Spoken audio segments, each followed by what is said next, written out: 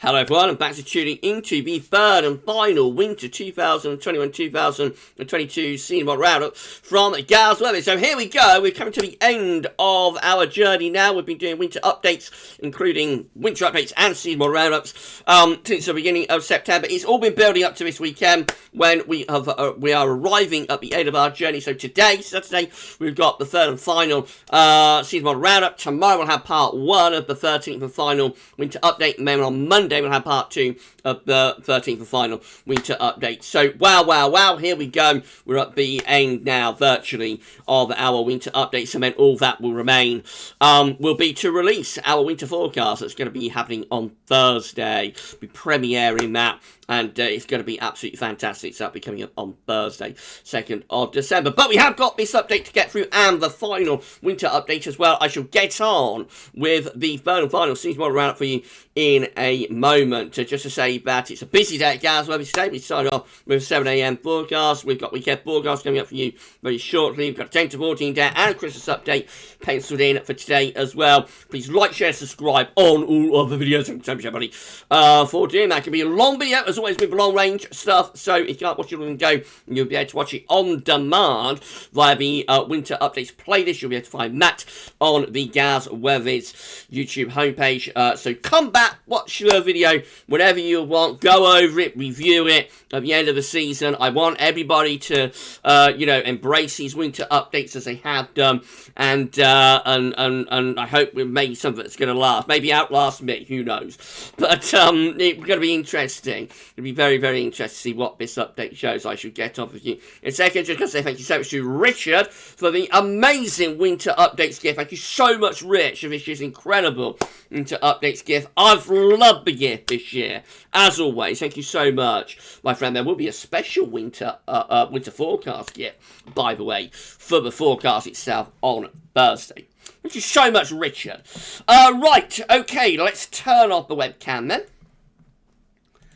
And we've got 16 long-range models to get through here, so it's going to be a little while, but I'll try to get through them as quickly as possible. We're going to start off with model number 1, which is Cansips. Let's do it, shall we? So this is from we deal with North American models first. We'll Canada, North America. Then we will deal with European models. Then we'll deal with Asian models. We'll finish up with the UK map. That's the plan. Right, let's have a look then. So this is the Cansips mean sea level pressure anomaly for winter 2021-2022 with low pressure to the north. This is coming from tropicaltidbits.com, by the way. Low pressure to the north, high pressure is to the south, and winds are in from a westerly direction with Cansips. Looking mild and zonal to start us off. Temperature anomalies for winter 2021-2022 forecast to be above average with Cansips as well. Mild winter and a little, well, not much to see for precipitation, but maybe hinting being a little bit wetter than average, particularly over here towards Scandi. So it does look Atlantic driven. Mild, wet, windy for winter 2021-2022 with Cansips. There we go. We're off and running with our first model, and surprise, surprise, it's mild. Right, let's move on to the IRI probability map show. This is from International Research Institute for Climate and Society, part of Columbia University. Wow. Try saying that when you've had a few sips of flashing water. So temperature, sorry everybody, temperature probability is a little bit cold average for Scotland. 40% chance of a cold average winter to Scotland. For Ireland, England and Wales, 40% chance of a milder than average winter. Precipitation probability, sort of like that. Overall average, no signal, or a little bit drier than average, particularly so, I think, for Ireland, England and Wales. What's interesting is that we do see Iceland, sort of, but with a 40% probability of drier than average, and also, interestingly, Scandinavia, especially Norway, where we have got like a 40% probability of a drier than average. So is IRI picking up on a little bit of Scandi blocking and maybe Icelandic blocking? I wonder. Can't really read too much into those charts synoptically. But anyway, quite interesting forecast there. Right, we'll move on to the NMME suite of models. So this is all part of the NOAA umbrella, of course. We begin with GM, which of course is another Canadian model, going for a milder than average winter for the UK and most parts of Europe as well, coming out with above average temperatures this winter. Precipitation is forecast to be near normal, maybe a little bit wetter, particularly so to our north. Looks like a rather mild and wet winter from the GEM. NASA, which you'll remember last month was one of the few models to go for a colder than average winter, has shifted on that a little bit. Now go for a slightly milder than average winter, a little bit more so for Ireland. Notice most of Northern Europe, though, doesn't look excessively mild. So I think even now, NASA is a little bit cooler than you normally expect to see, you know, from that particular model. Precipitation, NASA looks like that. So wetter to our north, drier to our south, clearly sort of going for a rather zonal westerly type winter. And then NCAR looks like this. I'm so sorry, everybody. NCAR looks like this. Again, it's flipped. NCAR's flipped. Last month it's going really cold. This month it's going mild. And we're not alone with that. Most parts of European forecast being mild as well. It looks very cold to our north, but I think that is over the top. And rather wet winter being forecast by NCAR as well. So above average rainfall, but milder than average temperature. A warm, wet winter forecast there. Peng analogues are looking like this. Remember, Peng is doing things a little bit different. Looking at sea surface temperature anomalies in any given month. In this case, in October. And then comparing back to past years with similar sea surface temperature anomalies. And then creating analogues-based forecasts going forwards. So, Peng is forecasting an anticyclonic winter with high pressure pretty much in over the top of the UK and Ireland. Not particularly mild, though, with Peng. Actually, for Peng, this is quite a cool forecast. Just averages slightly above. Notice Spain is forecast to get a cold average winter. Many parts of Central Europe forecast, or Western Europe forecast, have a cold winter as well. Not particularly excessively mild with Peng by any means. And a rather dry winter is indicated as well, as you expect with, with high pressure domination. I think that 200 millibar height anomaly from Peng could very easily turn into a cold winter. Come over here, you can see the high pressure is just stretching towards Denmark. You just really need to lift that high pressure 400 miles further northwards, centered over Scandinavia, and then we'll pull in the easterly winds. And on a month-by-month breakdown, which we did show in the live stream a couple of weeks ago, month-by-month breakdown does indicate that as the winter goes on, that high pressure does creep closer and closer to Scandinavia, with the threat increasing, I think, as the winter develops. But we pull in those cold easterlies. So, all to play for, to some degree, from Peng's analogues. CFSV2, that has nothing to play for from a cold perspective. It's just very, very classically zonal. 700 millibar height only has high pressure to the south, low pressure to the north. It's all looking as flat as a pancake, CFSV2. And so, therefore, it is a mild Atlantic-driven and zonal winter being forecast by the CFS. Above average temperatures covering most parts of Europe. That's because we're bringing in that long, fetch southwesterly, of course, and precipitation wise. So you can see where the high pressure is. It's around Spain, high pressure through there, backing out into the Azores. You can see where the low pressure is, where it's wettest up here, and it's all very, very typical of the CFS with one of its winter forecasts. So there we go, finishing up with the CFS after, there have been hints as we've gone along through the autumn of perhaps something a little bit different this winter, but we've ended up very much in line with what the CFS always shows, seemingly, which is Atlantic driven and mild, wet, windy. Right, that's it for the North American models then. Let's come over, shall we, and have a look at the European models. So start off with ECMWF. So this is the mean sea level pressure anomaly from ECMWF for winter 2021-2022. Looks quite unsettled with low pressure over and to west of the country. Notice the Azores high is pulled away from us to some degree. over, displaced over towards the western side of the Atlantic. And so that means we might allow something a little bit cooler to come in at times with those areas of low pressure. That's the 500 millibar high anomaly. That looks a little bit more interesting, actually, with hints of a little bit of blocking within high latitudes and low pressures here. Notice again the Azores High pulled away from us.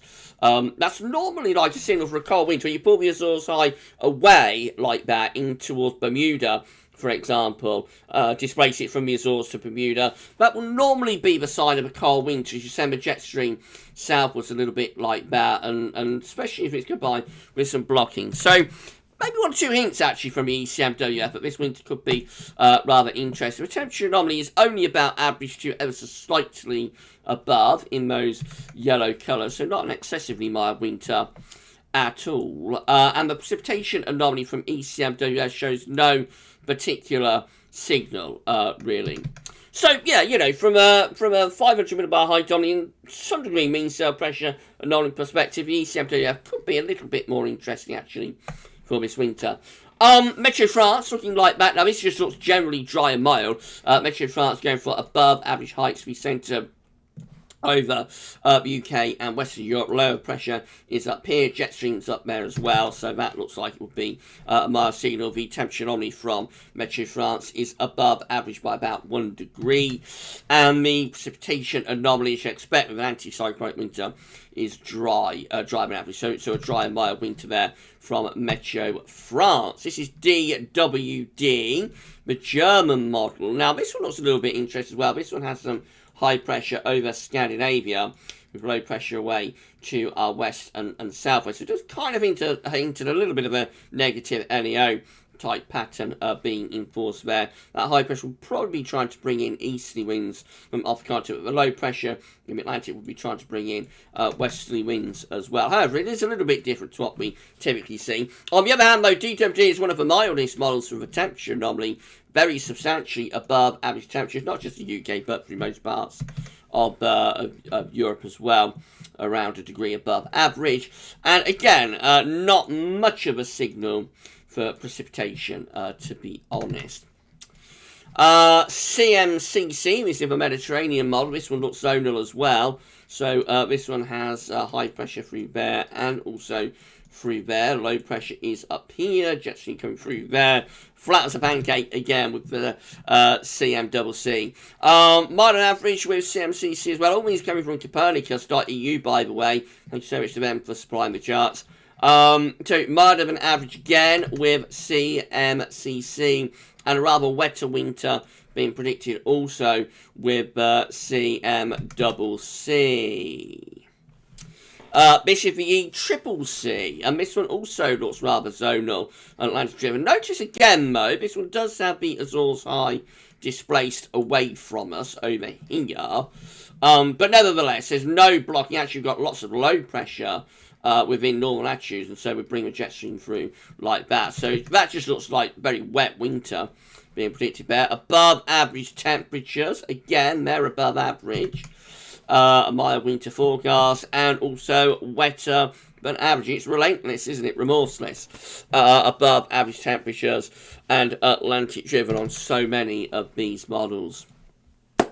Now, the JMA looks a little bit different. This is the Japanese Meteorological Agency long-range model for winter 2020 and 2022, showing high pressure more or less centered towards Scandinavia. It's not a classic Scandi high scenario.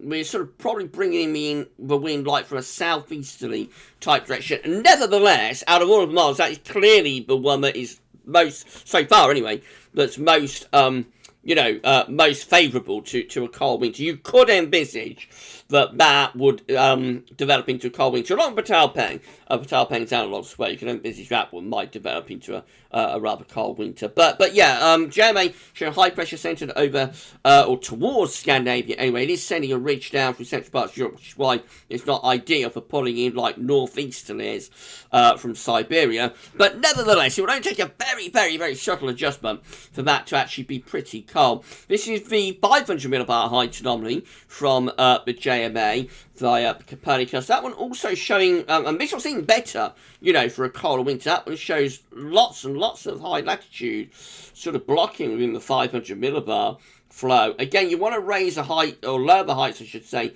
down here more, and then you really start to pull in those easterlies. But as it is, I reckon the JMA is definitely the closest so far to deliver us a cold winter. Temperature anomalies with the JMA are around to ever so slightly above average. Note, it is going for some little areas that are cold average across the extreme north of Europe. And generally, Europe does not look excessively warm. Most of the models we're seeing from Europe, from Copernicus.eu, are going for a very mild, excessively mild winter, really.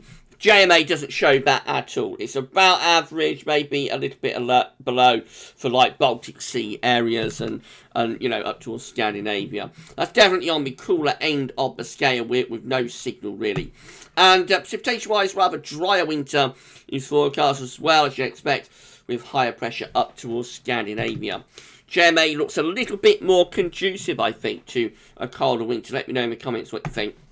Right, this is JamsTech. Temperature anomalies from JamsTech. They're coming out above average, as always.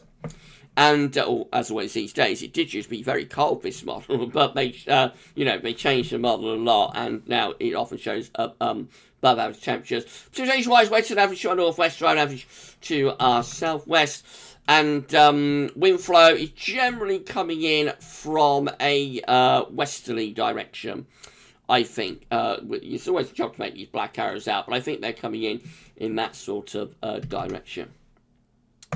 Beijing Climate Center, 500 millibar height anomaly looks like this. Again, this one looks pretty good if you want a cold winter.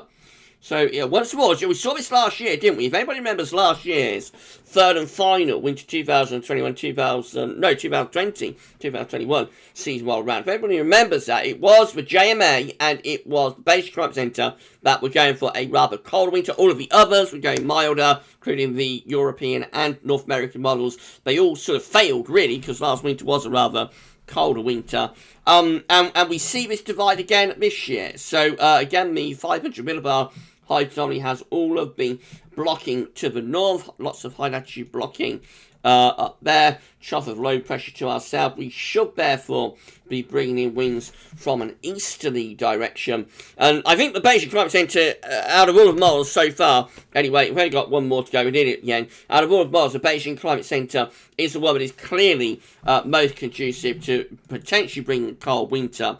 200 millibar height anomaly looks like that, again, with above average height signal to the north from Iceland to Norway, and once more you would expect to be bringing in those winds from an easterly direction. The temperature anomaly with Beijing Climate Center is about average really in most pale colours. Just to our west, it's actually a little bit colder than average. Not a particularly cold winter forecast, but then again, these models very rarely forecast a cold winter. It's always a pattern it's most interesting to focus on. And the precipitation anomaly looks rather drier than average for this winter as well. Note it is quite dry up here as well, around Norway, which once more could be indicative of some blocking.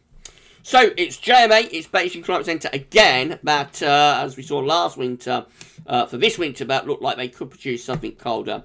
Last one we're going to look at is UK Met, and this one is mild. Again, it's another European model that is showing milder than average scenario. So low pressure is up to the north, which means low pressure anomaly. High pressure is to the south.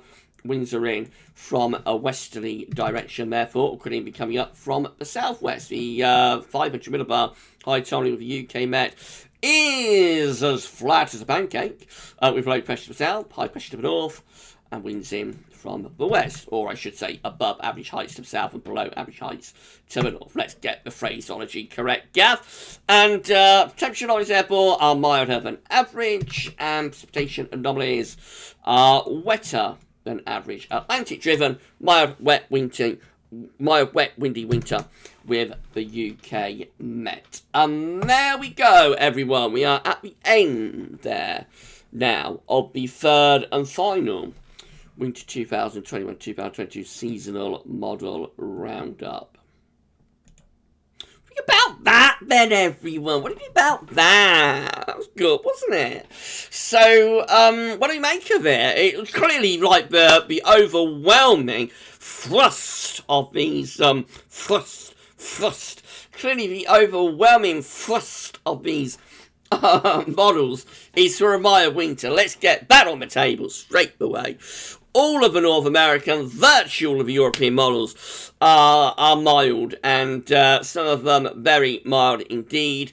And, you know, you can't say much more about it than that. There are one or two exceptions within this update. Patalping's analog forecast has the potential, I think, to go a little bit colder. But the two real exceptions are as same as we saw last year, exactly the same scenario, as we saw this time last year, with the JMA, Japanese Meteorological Agency model, and particularly the Beijing Climate Center looking most conducive to, you know, to a cold winter. And so we have to ask ourselves, have the Asian models, have China and Japan got this right again? And we're going to have much more in the way of high, because the difference is they are raising the heights further north. They're taking the high pressures. JMA takes Scandinavia, and Beijing Climate Center really takes high pressure a long way north. And so that's the reason the Beijing Climate Center is the one that could easily produce like a properly cold, a very cold winter. So the question is, of course, are the Chinese and the Japanese picking up on something that the other models are failing to do? The North American models and the European models is going to be a failure again? Are we going to see another fail for the North American and European models in terms of not getting the blocking signal correct that the Chinese and the Japanese have got? Or, you know, have they got it right? And is it the Chinese and the Japanese models that are wrong? Because you're only as good as your last forecast. Although last winter, it was the Beijing Climate Center and the JMA that came out on top in terms of us having a cooler winter. You know, you're only as good as your last forecast. So just because they got it right this time last year does not mean they're going to get it right this year. However, I do rate them quite highly as pretty good models. So it all remains to be seen. Let me know in the comments what you think. Do you think like China and Japan have got this right, or is it the North American and the European models have got this right? Let me know in the comments what you think. I would be absolutely fascinated to know. There we go. So from a seasonal model perspective, that's it. We're done. And this update, of course, will be factored in to the winter forecast. I don't know yet how it will play out in terms of winter forecast, but we will. You know, these models have to be taken into account for our winter forecast. So there we go. That's that side of the winter updates finished now. And all that remains is to release part 1 of the 13th winter update that we'll do tomorrow on Sunday. And then part 2, which is the analogs, will be released on Monday. And then we will be done with our winter updates. And the GavsWeatherVids winter forecast for 2021-2022 will be released on Thursday. Okay, so what an exciting update that was. I hope you enjoyed it. Everybody, please smash the like button if you did, and let me know in the comments what you think about all of this, and make sure you sub to the channel. Thank you so much. And just gone 20 minutes. That's all for now, and thanks for watching.